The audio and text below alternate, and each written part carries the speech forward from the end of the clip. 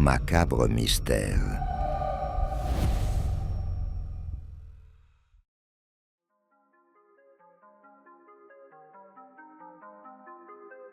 Dallas, Texas, début des années 1990.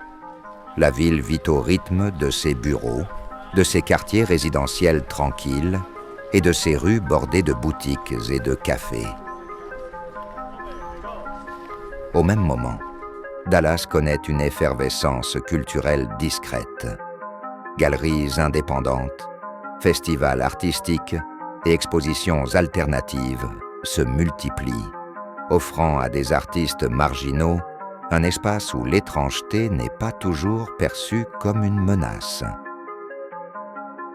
Mais sous cette façade de normalité, une ombre rôde, invisible et silencieuse.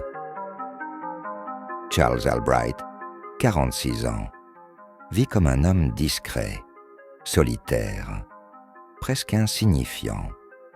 Il est artiste, peintre, photographe, collectionneur de curiosités, passionné par l'anatomie humaine et l'ésotérisme. À ses yeux, le monde est une toile et les gens, des sujets dont il peut extraire la beauté de manière dérangeante. Mais derrière ce calme apparent se cache un esprit troublé, marqué par un passé de violence et de troubles mentaux. Plusieurs proches rapporteront plus tard que ses œuvres suscitaient souvent un malaise diffus, sans jamais franchir une ligne suffisamment claire pour alerter qui que ce soit. Les voisins parlent d'un homme étrange, parfois charmant, souvent distant, avec des goûts singuliers et une fascination morbide pour les yeux humains. C'est cette fascination qui va faire de lui l'un des criminels les plus singuliers et terrifiants de Dallas, un tueur obsédé par le regard, au point de laisser une signature macabre, les yeux de ses victimes soigneusement retirés.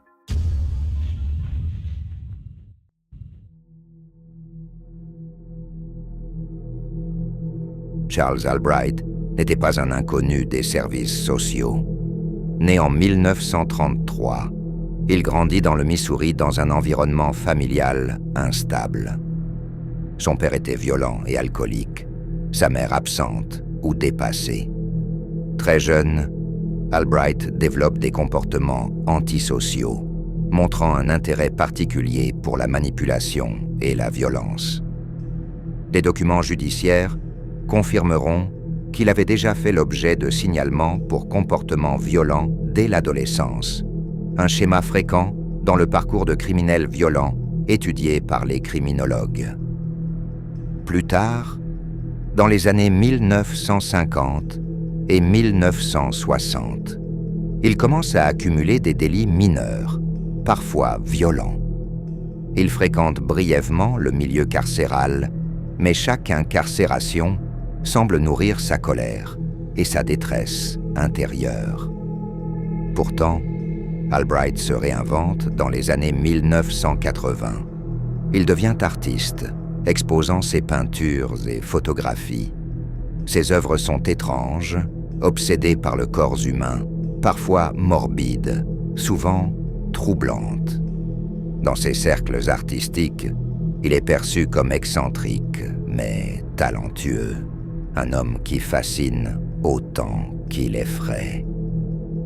À cette époque, il n'est pas rare que des artistes autodidactes exposent dans des cafés ou des lieux alternatifs où l'excentricité est souvent interprétée comme une marque de créativité plutôt que comme un signal d'alerte.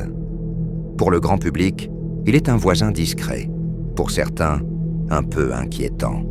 Mais personne ne se doute qu'il va bientôt devenir un prédateur méthodique, opérant dans l'ombre, cherchant des victimes vulnérables dans les rues de Dallas.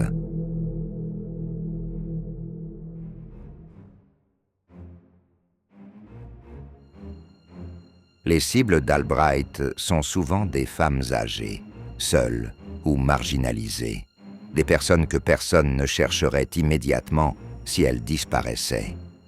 Son modus operandi est précis. Il les attire chez lui sous un prétexte banal, souvent artistique ou professionnel. Parfois, il profite d'un moment de vulnérabilité, d'une rencontre fortuite. Les enquêtes criminelles montrent que ce type de profil de victime est malheureusement fréquent dans les affaires de tueurs en série, car leur isolement retarde souvent les signalements de disparition. En 1990, la ville de Dallas est frappée par une série de disparitions inquiétantes. Les victimes sont toutes retrouvées mortes, mais ce qui choque les enquêteurs, c'est la manière dont elles sont mutilées. Les yeux retirés avec une précision chirurgicale. Les médecins légistes notent rapidement que les yeux ont été retirés avec une précision inhabituelle, ce qui laisse penser à une préparation minutieuse plutôt qu'à un acte impulsif. C'est cette signature qui attire l'attention des autorités et des médias. Les journaux surnomment rapidement l'assassin « The Eyeball Killer », le tueur aux yeux. La méthodologie d'Albright est terrifiante par sa minutie et son calme. Il attire ses victimes dans son appartement en utilisant des prétextes innocents. Un atelier d'art, des photographies, une rencontre pour parler de travaux ou d'intérêts partagés. Une fois sur place, il frappe vite et avec précision. Les yeux sont enlevés avec un soin chirurgical révélant une connaissance intime de l'anatomie humaine, peut-être acquise par ses lectures et son intérêt pour la chirurgie et les sciences médicales.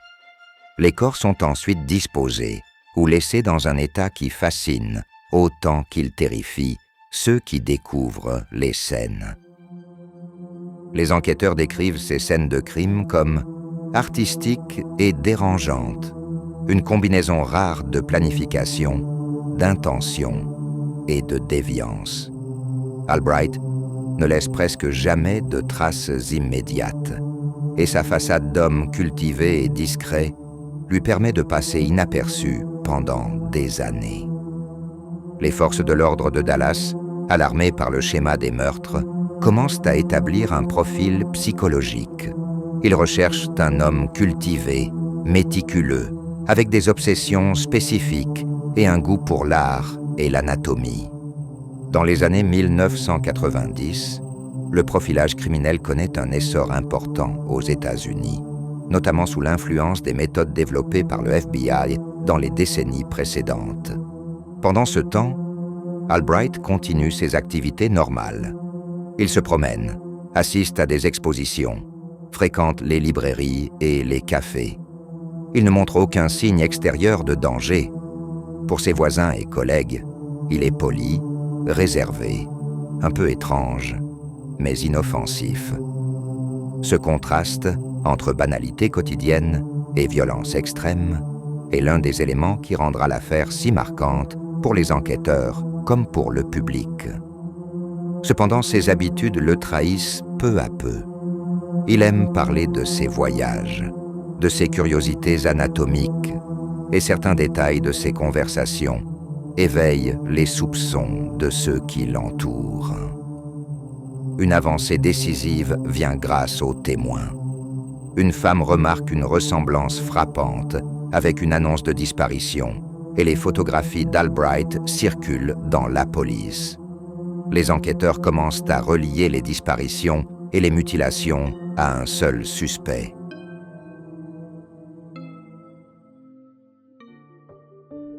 En 1991, après des mois d'enquête, Charles Albright est finalement arrêté.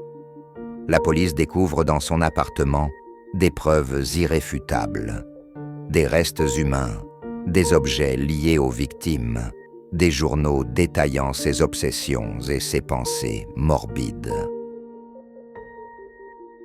Lors de son interrogatoire, Albright se montre froid, détaché, presque théâtral. Il nie parfois, mais les preuves s'accumulent contre lui. Son obsession pour les yeux son mode opératoire méthodique, sa collection macabre. Tout correspond exactement aux scènes de crime. L'arrestation met fin à une série de meurtres qui avaient terrifié Dallas et la communauté artistique locale. Pour beaucoup, le choc réside dans le contraste. Un homme cultivé, charmant, discret, capable d'une violence si extrême et spécifique. Le procès de Charles Albright commence en 1992. La couverture médiatique est intense. Les journalistes le surnomment « The Eyeball Killer » et les détails de ses crimes horrifient le public. La médiatisation intense de l'affaire s'inscrit dans une période où les procès de tueurs en série captivent fortement l'opinion publique américaine. Les psychologues et psychiatres qui témoignent décrivent Albright comme un individu profondément perturbé. Il souffre de troubles mentaux, notamment des traits antisociaux et des comportements obsessionnels. Son intelligence et sa culture artistique lui ont permis de dissimuler ses impulsions meurtrières. Mais son obsession pour la mutilation révèle une déviation morbide et méthodique. Pendant le procès, Albright maintient une certaine distance, presque théâtrale. Il parle calmement, parfois avec humour noir, mais ne montre aucun remords véritable. Les témoignages de survivants et de proches des victimes rendent la salle d'audience tendue et émotive. En 1992, Charles Albright est reconnu coupable de meurtre au premier degré. Il est condamné à la prison à vie, sans possibilité de libération conditionnelle. Son nom restera gravé dans l'histoire criminelle comme l'un des tueurs les plus singuliers des États-Unis.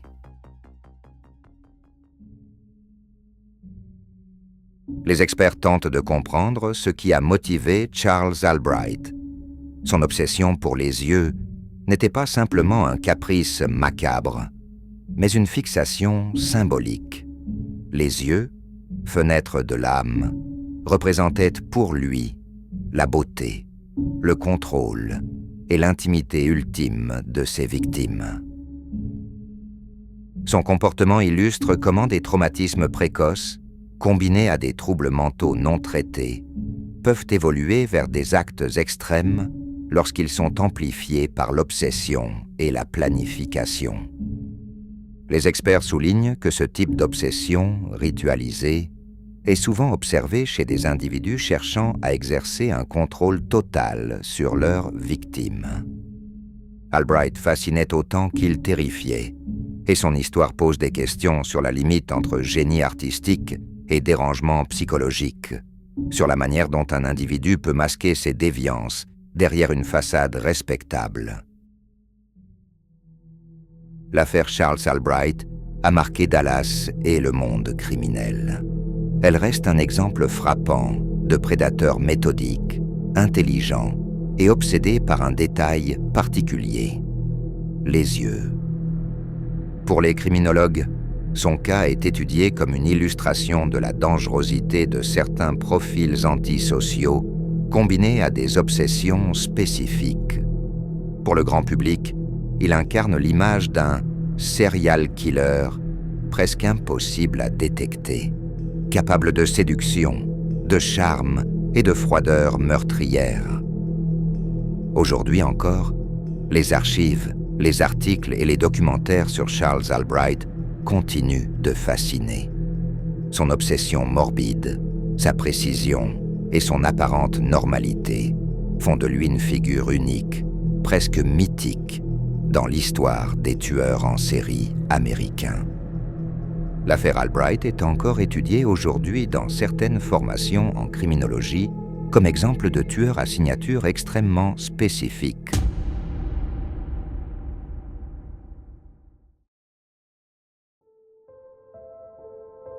Les habitants de Dallas ont appris que même les visages les plus tranquilles peuvent cacher des obsessions terrifiantes.